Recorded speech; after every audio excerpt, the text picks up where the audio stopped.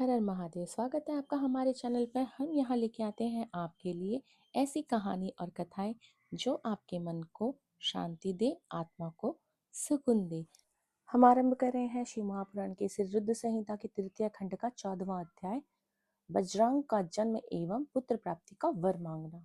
नारद जी कहने लगे, ब्रह्मा जी, तारकासुर कौन था जिसने देवताओं को भी पीड़ित किया, उन्हें स्वर्ग से निष्कासित कर दिया और स्वर्ग पर अपना एकाधिकार स्थापित कर लिया। कृपया कर मुझे इसके विषय में बताइए।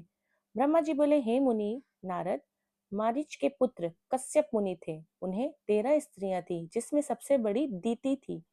उससे हिरण्यकश्यप तथा हिरण्याक्ष नामक 2 पुत्र हुए। हिरण्यकश्यप तथा हिरण्याक्ष को श्री हरि विष्णु ने वाराह तथा नरसिंह का रूप धारण करके मार दिया था। तब अपने पुत्रों के मर जाने से दुखी होकर दीति ने कश्यप से प्रार्थना की तथा उनकी बहुत सेवा की। उनकी कृपा से दीति पुनः गर्भवती हुई। जब इंद्र को इस बात का पता चला तो उन्होंने दीति के गर्भ में ही उसके बच्चे के छोटे छोटे टुकड़े कर दिए। परंतु दीति के व्रत एवं अनन्य भक्ति भाव से बालक को मारने में विफल हुए। समय पूरा होने पर उसके गर्भ से 49 बालक उत्पन्न हुए। ये सभी भगवान शिव के गण हुए तथा शीघ्र ही स्वर्ग में चले गए। तब पश्चात दीति पुनः अपने पति कश्यप मुनि के पास गई और उनसे पुनः मां बनने के विषय में कहने लगी। तब कश्यप मुनि ने कहा, हे प्रिय दत्ती, अपना तन मन शुद्ध कर भक्ति भाव से तपस्या करो। 10,000 बीतने के पश्चात तुम्हें तुम्हारी इच्छा के अनुरूप पुत्र की प्राप्ति होगी। यह सुनकर दीति श्रद्धा पूर्वक 10,000 वर्षों तक कठोर तपस्या की। तपस्या के उपरांत पुनः वे अपने घर लौटी। जब कश्यप मुनि की कृपा से दीति गर्भवती हुई, इस बार उन्होंने एक अत्यंत पराक्रमी और बलवान पुत्र को जन्म दिया। इस पुत्र का नाम बजरंग था। बजरंग दीति की इच्छा के अनुरूप ही था। दीति इंद्र के द्वारा किए गए छल कपट से बहुत दुखी थी और उनसे बदला लेने के लिए अपने पुत्र बजरंग को देवताओं से युद्ध करने की आज्ञा दी। बजरंग और सभी देवताओं का बहुत भयानक युद्ध हुआ। तत्पश्चात वीर और पराक्रमी बजरंग ने अपनी माता के आशीर्वाद से देवताओं को परास्त कर दिया और स्वर्ग का राज्य हत्या कर वहां राजा बन बैठा। सभी देवता उसके अधीन हो गए। तब यह देखकर दीति को बहुत प्रसन्नता हुई। एक दिन कश्यप मुनि के साथ मैं स्वयं बजरंग के पास गया। मैंने बजरंग से अनुरोध किया कि वह देवताओं को इंद्र की गलती की सजा ना दे तथा इंद्र सहित सभी देवताओं को क्षमा कर दे। मेरे इस प्रकार कहने पर बजरंग बोला, हे ब्राह्मण, मुझे राज्य का कोई लोभ नहीं। मैंने इंद्र की दुष्टता के कारण ही ऐसा किया। इंद्र ने मेरी माता के गर्भ में घुसकर मेरे भाइयों को मारने का प्रयत्न किया था, तभी मैंने इंद्र के राज्य को जीतकर उसे स्वर्ग से निष्कासित कर दिया है। भगवान, मुझे भोग विलास की कोई इच्छा नहीं। इंद्र सहित सभी देवता अपने अपने कर्मों का फल भोग चुके हैं। अब मैं स्वर्ग का राज इंद्र को वापस सौंप सकता हूँ। मैंने अपनी माता की आज्ञा मानकर यह सब किया। प्रभु, आप मुझे सारे तत्व का उपदेश दे जिसे मुझे सुख की प्राप्ति हुई। बजरंगी के उद्देश्य को उत्तम जानकर मैंने उसे सात्विक तत्व के बारे में समझाया। फिर मैंने एक सुंदर व गुणी स्त्री उत्पन्न की और उसका विवाह बजरंग से कर दिया। बजरंग ने अपने सभी बुरे विचारों को त्याग दिया, परंतु उसकी पत्नी के हृदय में बुरे विचारों का ही मानो साम्राज्य था। उसकी पत्नी ने उसकी बहुत सेवा की। तब प्रसन्न होकर बजरंग ने कहा, हे प्राण प्रिय, तुम क्या चाहती हो, मुझे बताओ, मैं तुम्हारी इच्छा अवश्य पूरी करूंगा। यह सुनकर वह परम सुंदरी बोली, पतिदेव, यदि आप मेरी सेवा से प्रसन्न हैं तो कृपा कर मुझे इस त्रिलोकी को जीतने वाला महापराक्रमी और बलवान पुत्र प्रदान करें, जो ऐसा बलवान हो कि समस्त देवता उससे भयभीत रहें। अपनी पत्नी के ऐसे वचन सुनकर बजरंग सोच में डूब गए, क्योंकि वह स्वयं देवताओं से किसी प्रकार का कोई बैर नहीं रखना चाहते थे, परंतु उनकी पत्नी देवताओं के साथ शत्रुता बढ़ाना चाहती थी। बजरंग सोचने लगा कि यदि सिर्फ अपनी पत्नी की इच्छा को सर्वोपरि मानकर उसे पूरा कर दिया जाए तो सारे संसार सहित देवताओं एवं मुनियों को दुख उठाना पड़ेगा। यदि पत्नी की इच्छा को पूरा नहीं किया तो वह नरक का भागी होगा। तब इस संकट में पड़ने के बाद उसने अपनी पत्नी की अभिलाषा को पूर्ण किया। पत्नी की इच्छा अनुसार पुत्र प्राप्त करने हेतु बजरंग ने बहुत वर्षों तक कठोर तपस्या की। मुझसे वर प्राप्त कर अत्यंत हर्षित होता हुआ बजरंग अपनी पत्नी को पुत्र प्रदान करने हेतु अपने लोक में चला गया। आरंभ कर रहे हैं श्री महापुराण के इस रुद्र संहिता के तृतीय खंड का 15वां अध्याय, तारकासुर का जन्म व उसका तप। ब्रह्मा जी बोले, हे मुनि श्रेष्ठ नारद, कुछ समय बाद बजरंग की पत्नी गर्भवती हो गई। समय पूर्ण होने पर उसकी पत्नी ने एक पुत्र को जन्म दिया। वह बालक बहुत लंबा चौड़ा था, उसके शरीर बहुत अधिक विशाल था, वह अत्यंत शक्तिशाली और पराक्रमी था। उसके जन्म के समय सारे संसार में कोहराम मच गया, चारों ओर उपद्रव होने लगे। आकाश में भयानक बिजलियां चमकने लगी तथा चारों दिशाओं में भयंकर गर्जनाएं होने लगी। धरती पर भूकंप आ गया, पहाड़ कांपने लगे, नदी सरोवर का जल जोर जोर से उछलने लगा, चारों ओर आंधियां चलने लगी। सूर्य को राहु निगल गया लिया और चारों ओर अंधकार छा गया। उसके जन्म के समय ऐसे अशुभ लक्षणों को देखते हुए कश्यप मुनि ने उसका नाम तारक रखा। तारक का जन्म होने जाने पर बजरंग के घर ही उसका लालन पालन होने लगा। थोड़ी समय में तारक का शरीर और बड़ा हो गया। वह पर्वत के समान विशाल और विकराल होता जा रहा था। कुछ समय तपश्चात तारक ने अपनी माता और पिता बजरंग से तपस्या करने की आज्ञा मांगी। तब उसने अपने माता पिता से प्रसन्नता पूर्वक आज्ञा प्रदान कर दी। साथ ही उसकी माता ने उसे यह आदेश दिया कि वह देवताओं को अवश्य जीते और उन पर अपना आधिपत्य कर स्वर्ग पर अधिकार कर ले। अपनी माता की आज्ञा पाकर बजरंग का पुत्र तारक तपस्या करने के लिए मधुवन चला गया। वहां तारक ने मुझे प्रसन्न करने के लिए कठोर तप करना आरंभ कर दिया।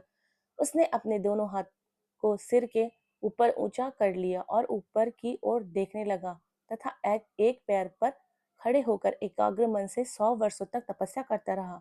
उस समय केवल जल और वायु से ही अपना जीवन यापन कर रहा था। तत्पश्चात उसने 100 वर्ष जल में, 100 वर्ष थल में, 100 वर्ष अग्नि में रहकर कठिन तप करके मुझे प्रसन्न करने का प्रयत्न किया। फिर 100 वर्ष पृथ्वी पर हथेली धारण करके, 100 वर्ष वृक्ष की शाखा को पकड़कर तथा अनेकों प्रकार के दुख सहकर वह तप करता रहा। इस तप के प्रभाव से उसके शरीर से तेज निकलने लगा, जिसे देवलोक तक जलने लगा। यह देखकर सभी देवता घबरा गए। फिर मैं स्वयं तारकासुर के पास वरदान देने के लिए गया। मैं तारकासुर से कहने लगा, तारक, मैं तुम्हारी इस दुहस तपस्या से बहुत प्रसन्न हूँ। तुमने इस प्रकार कठोर तप करके मुझे प्रसन्न किया है। तुम्हारे इसके पीछे क्या प्रयोजन है? निसंकोच मुझे बताओ, मैं तुम्हारा मनवांछित फल अवश्य प्रदान करूंगा। तुम अपनी इच्छा के अनुसार वर मांगो। ब्रह्मा जी के यह वचन सुनकर तारकासुर उनकी स्तुति करने लगा। तत्पश्चात वह बोला, हे विधाता, हे ब्रह्मा जी, अगर आप मेरी तपस्या से प्रसन्न होकर मुझे वरदान देना चाहते हैं तो प्रभु मुझे पहला वरदान यह दो कि आपके द्वारा बनाई गई इस सृष्टि में मेरे समान कोई भी ना हो, तेजवान और बलवान ना हो। दूसरा वर यह दे कि मैं अमर हो जाऊं, अर्थात कभी भी मृत्यु को प्राप्त ना हो। तब मैंने कहा, इस संसार में कोई अमर नहीं, इसलिए तुम इच्छानुसार मृत्यु का वर मांगो।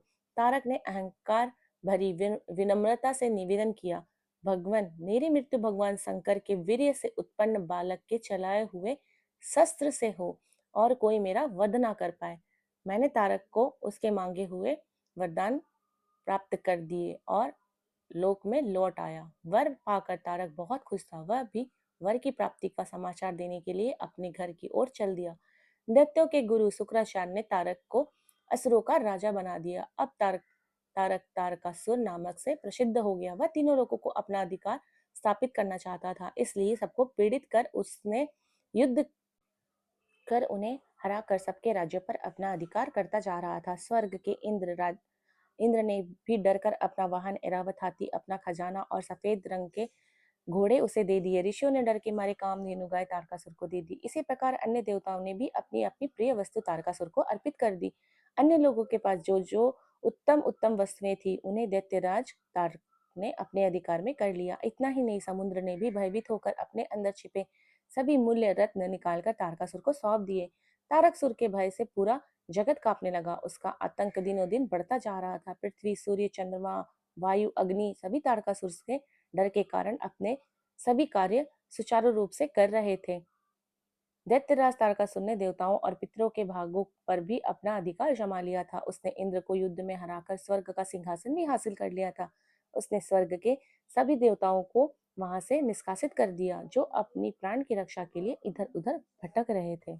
हम आरंभ कर रहे हैं श्री महापुराण की श्री रुद्र संहिता के तृतीय खंड का 17वां अध्याय, कामदेव का शिव को मोहित करने के लिए प्रस्थान। ब्रह्मा जी बोले, नारद, स्वर्ग में सब देवता मिलकर सलाह करने लगे कि किस प्रकार से भगवान रुद्र काम से सम्मोहित हो सके। शिव जी किस प्रकार पार्वती जी का परिग्रहण करेंगे, यह सब सोचकर देवराज इंद्र ने कामदेव को याद किया। कामदेव तुरंत ही वहां पहुंच गए। तब इंद्र ने कामदेव से कहा, हे मित्र, मुझ पर एक बड़ा दुख आ गया है, उस दुख का निवारण सिर्फ तुम ही कर सकते हो। हे काम, जिस प्रकार वीर की परीक्षा रणभूमि में स्त्रियों की परीक्षा के कुल की परीक्षा पति के असमर्थ हो जाने पर होती है, उसी प्रकार सच्चे मित्र की परीक्षा विपत्ति काल में होती है। इस समय मैं भी बहुत बड़ी मुसीबत में फंसा हुआ हूँ और इस विपत्ति से आप ही मुझे बचा सकते हैं। यह कार्य देव हित के लिए है, इसमें कोई संशय नहीं है। देवराज इंद्र की बातें सुनकर कामदेव मुस्कुराए और बोले, हे देवराज, इस संसार में कौन मित्र है और कौन शत्रु, यह तो वाकई देखने की वस्तु है। इसे कहकर कोई लाभ नहीं। देवराज, मैं आपका मित्र हूँ, आपकी सहायता करने की पूरी कोशिश अवश्य करूंगा। इंद्रदेव जिसने आपके पद और राज्य को छीनकर आपको परेशान किया है, मैं उसे दंड देने के लिए आपकी हर संभव मदद कर सकता हूँ। अतः जो कार्य मेरे योग्य है, मुझे अवश्य बताएं। कामदेव के इस कथन को सुनकर इंद्रदेव बड़े प्रसन्न हुए और उनसे बोले, हे तात, मैं जो कार्य करना चाहता हूँ उसे सिर्फ आप ही पूरा कर सकते हैं। इस आपके अतिरिक्त कोई भी उस कार्य को करने में विषय में सोच भी नहीं सकता। तारक नाम का एक प्रसिद्ध दैत्य तारक ने ब्रह्मा जी की घोर तपस्या करके उनसे वरदान प्राप्त किया है। तारक अजय हो गया है। अब वह पूर्णतः निश्चय होकर पूरे संसार को कष्ट दे रहा है। वह धर्म का नाश करने को आतुर है। उसने सभी देवी देवताओं और ऋषि मुनियों को दुखी कर रखा है। हम देवताओं ने उससे युद्ध किया, परंतु उस पर अस्त्र शस्त्र का कोई प्रभाव नहीं पड़ता। यही नहीं, स्वयं श्री हरि का सुदर्शन चक्र भी तारक का कुछ नहीं बिगाड़ सकता। मित्र, भगवान शिव के वीर्य से उत्पन्न हुआ बालक ही तारकासुर का वध कर सकता है। अतः तुम भगवान शिव के हृदय में आसक्ति पैदा करनी है। भगवान शंकर इस समय हिमालय पर्वत पर तपस्या कर रहे हैं और देवी पार्वती अपनी सखियों के साथ मिलकर महादेव जी की सेवा करती रहती हैं। ऐसा करने के पीछे देवी पार्वती का उद्देश्य प्रभु शिव को पति रूप में प्राप्त करना है, परंतु भगवान शिव तो परम योगी है, उनका मन सदैव ही उनके वश में है। हे कामदेव, आप कुछ ऐसा उपाय करें कि भगवान शंकर के हृदय में पार्वती का निवास हो जाए। वे अपनी प्राण बल्लभा बना उनका परिग्रहण कर ले। आप कुछ ऐसा कार्य करें जिससे देवताओं के सभी कष्ट दूर हो जाए और हम भी सभी को तारकासुर नामक दैत्य से हमेशा के लिए छुटकारा मिल जाए। यदि कामदेव आप ऐसा करने में सफल हो जाएंगे तो हम सभी सदैव आपके आभारी रहेंगे। ब्रह्मा जी बोले, नारद, देवराज इंद्र के कथन को सुनकर कामदेव का मुख प्रसन्नता से खिल गया। तब कामदेव देवराज के कहने लगे कि मैं इस कार्य को अवश्य करूंगा। इंद्रदेव को कार्य करने का आश्वासन देकर कामदेव अपनी पत्नी रति और वसंत को अपने साथ लेकर हिमालय पर्वत पर चल दिए, जहाँ शिव जी तपस्या कर रहे थे।